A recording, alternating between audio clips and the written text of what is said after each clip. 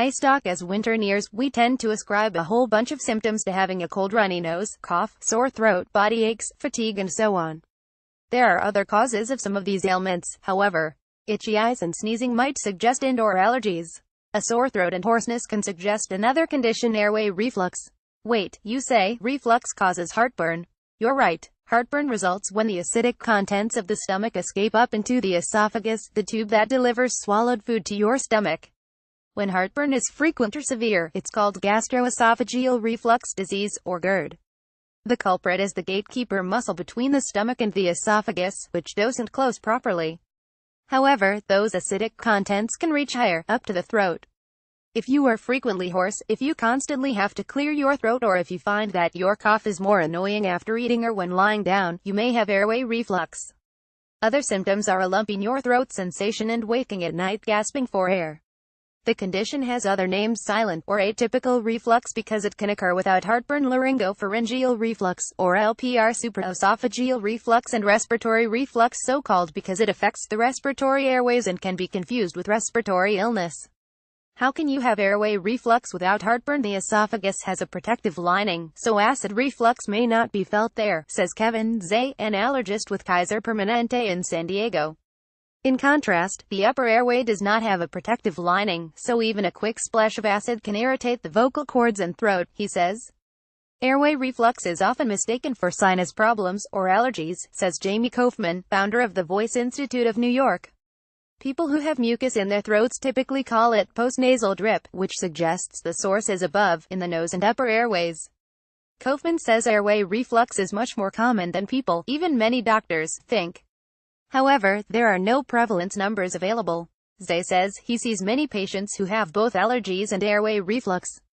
We try to diagnose any asthma or allergies first, and treat those, he says. What's left, in terms of symptoms, may well be LPR, if, for instance, allergy treatments don't work or symptoms persist after the seasons change. Kaufman has developed a questionnaire to distinguish allergies from reflux. Distinctive signs that you have an allergy include sneezing fits, itchy eyes, sensitivity to fumes such as perfume, seasonality of symptoms, and having to carry tissues around. Once symptoms are considered, physicians can do a visual exam of the throat and monitor the pH of the throat. If you think you may have airway reflux, what should you do? You can discuss your symptoms with your primary care provider or try some lifestyle changes on your own. Incidentally, after hearing my hoarse voice, 2 doctors I spoke to on the phone for this column suggested that I may have this condition. Staying upright after meals helps keep the gastric juices down where they belong. In particular, don't eat anything within 2 to 3 hours of bedtime. The most common way to bring on reflux is to lie down, Zay says. What you eat is as crucial as when you eat, Kaufman says. Diet is the most important thing you can do.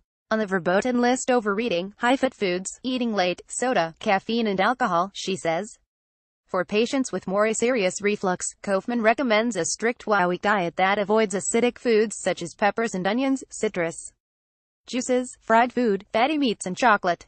She has published a series of books recommending a low-acid diet for reflux.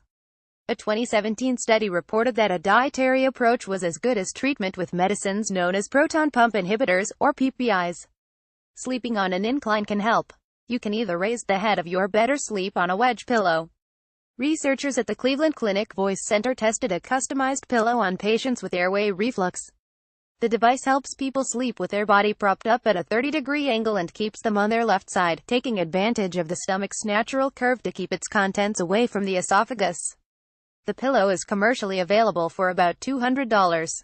It's a low-risk treatment for GERD, says William Tierney, an otolaryngology resident at the Cleveland Clinic. We wanted to test it on LPR. A small study was done involving 27 patients whose airway reflux symptoms were moderate to severe. Symptoms decreased after 2 weeks, and decreased even more after 4 weeks. Only one person didn't improve at all, Tierney says. If you manage your nighttime, you're going to be better off, says Paul Bryson, director of the Cleveland Clinic Voice Center. Acid-reducing medicines can help just as they do for GERD. Zay and Kaufman recommend starting with H2 blockers, such as Pepcid-C and Zantac, before trying PPIs such as Nexium and Prilosec. Some concerns have been raised about the potential for side effects with long-term use of PPIs also. These drugs are more expensive than the H2 blockers, whether prescription or over-the-counter. All these drugs are available over the counter, although the specialists I spoke to recommend having a doctor's supervision. Note that both a pillow and diet intervention may require weeks to show results, and responses to medicines are often observed over months. The idea is that by preventing acid reflux from reaching the throat, over time, allows sensitive tissues in the throat to recover.